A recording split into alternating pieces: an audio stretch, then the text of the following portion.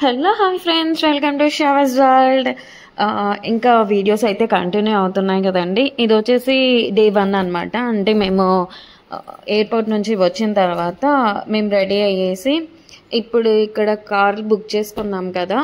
So ఇక్కడ నుంచి అయితే మా రిసార్ట్కి అయితే వెళ్తున్నాము. సో అక్కడైతే ఎక్కువగా పైన గద్దలు తిరుగుతున్నాయి అనమాట. అందుకోసం అని చూపిస్తున్నాను. ఇది వచ్చేసి మా రూము ఎలా ఉందా అని చూపించాను, జస్ట్ బయట అనమాట. ఇంకా వీడియోస్ అయితే ఉన్నాయి. వీడియోని మాత్రం ఎక్కడ స్కిప్ చేయకండి. స్టార్టింగ్లో కొంచెం పిక్స్ అనేవి ఉన్నాయనేసి స్టార్టింగ్ వీడియోలోనే పిక్స్ అయితే యాడ్ చేసి పెట్టాను.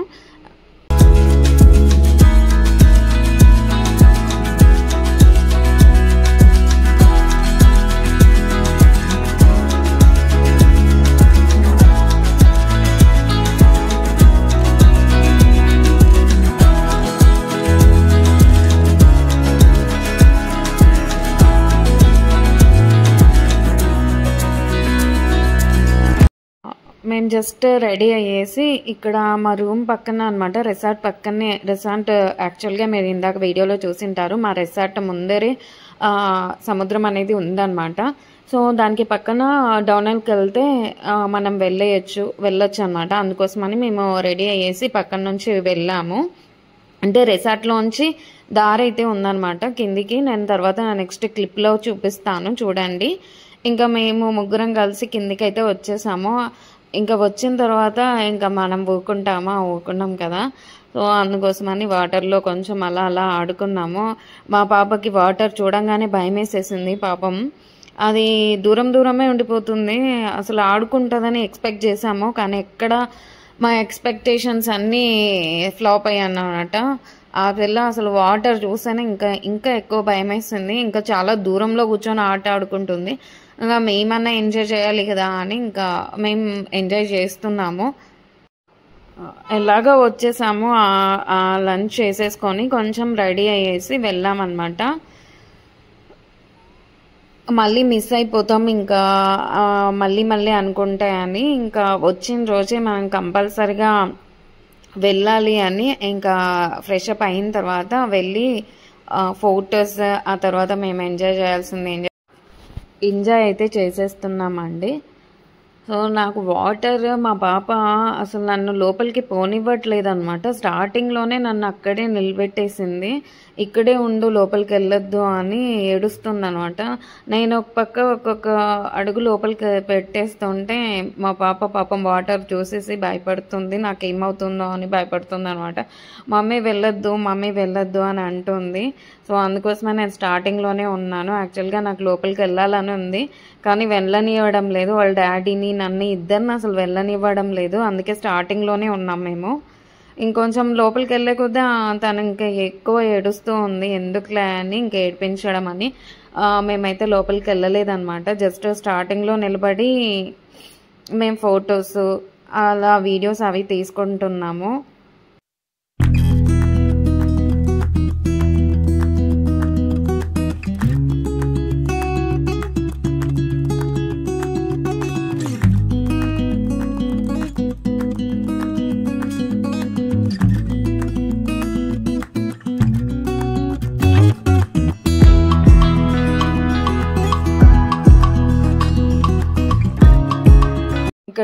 ఇక్కడ చూస్తున్నారు కదా, మా పాప ఇంత డిస్టెన్స్లో ఉందన్నమాట. అన్నీ కూడా ఫిషెస్ అన్నీ బయటకు వచ్చి ఉన్నాయి. ఇంకా ఆ తర్వాత మేము ఎంజాయ్ చేసిందంతా ఎంజాయ్ చేసేసి మళ్ళీ టైం అవుతుంది, నెక్స్ట్ వేరే స్పాట్కి అయితే వెళ్ళాలి అని ఇంకా ఇక్కడ చాలా అనేసి ఇంకా మేము పైకి అయితే వెళ్తున్నామండి. ఇక్కడ చూపించాను స్టార్టింగ్లో, మీకు ఎక్కడి నుంచి వెళ్ళామని చూపించలేదు. సో ఇక్కడ నుంచి అయితే కిందికి వచ్చామన్నమాట. మా రిసార్ట్కి కింద డౌనల్కి స్టెప్స్ అయితే ఉన్నాయి. సో ఇక్కడ నుంచి అయితే మనం వెళ్ళొచ్చు. అక్కడ నుంచి వెళ్ళేసి మేము ఎంజాయ్ చేసామన్నమాట. అండ్ మా పాప ఇలా మా వారు వీడియో క్యాప్చర్ చేసి పెట్టారు. ఇంకా ఇక్కడ నుంచి మళ్ళీ ఫొటోస్ అయితే ఉన్నాయి, చూసేయండి. ఇక్కడ స్కిప్ అయితే చేసేయద్దండి. ఇది ఆఫ్టర్నూన్ అనమాట. ఆఫ్టర్నూన్ తర్వాత ఈవినింగ్ వేరే స్పాట్కి అయితే వెళ్ళాలి. సో ఇప్పుడు నెక్స్ట్ మేము రూమ్కి వెళ్ళిన తర్వాత మళ్ళీ ఈవినింగ్ కోసం అని మళ్ళీ రెడీ అయ్యి మళ్ళీ ఆ స్పాట్కి అయితే వెళ్ళాలన్నమాట.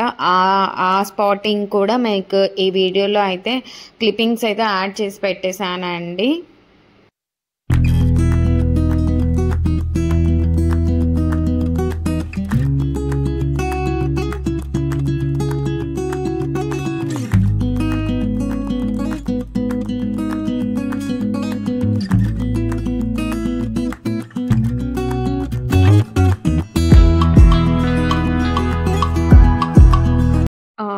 ఇక్కడ ఒక రూల్ అయితే ఉందండి. స్కూటీ కానీ బైక్ కానీ ఏది తీసుకున్నా కూడా కంపల్సరిగా ఇద్దరు హెల్మెట్స్ అయితే పెట్టుకోవాలండి. సో ఇదైతే కంపల్సరీ రూల్ అనమాట. ఈవినింగ్ అయితే 5 అయ్యిందండి. ఏం ప్యాకేజ్ ఎక్కడ బుక్ చేసుకోలేదు, మేము ఓన్గా మేమే వెళ్తున్నాం అనమాట. అంటే ప్లాన్ చేసేసుకున్నాము డే 1 డే 2 డే 3 డే 4 ఎలా వెళ్ళాలి అనేది. సో ఇక్కడ అయితే మేము బైక్ అయితే రెంటెడ్గా తీసుకున్నాము. 2 డేస్కి అయితే తీసుకున్నామండి రెంటెడ్కి.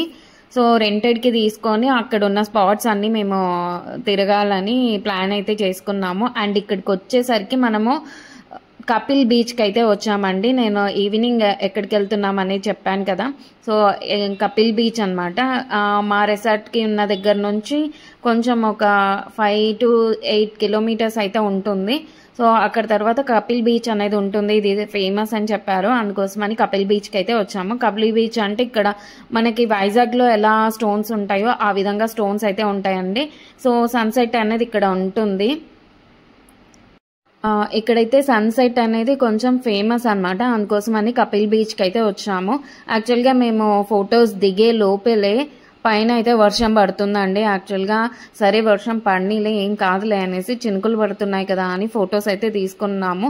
కానీ ఫుల్గా వర్షం అయితే పడుతుందండి. అసలు ఈ డే అంతా ఫ్లాప్ అయినట్టు అనిపించింది.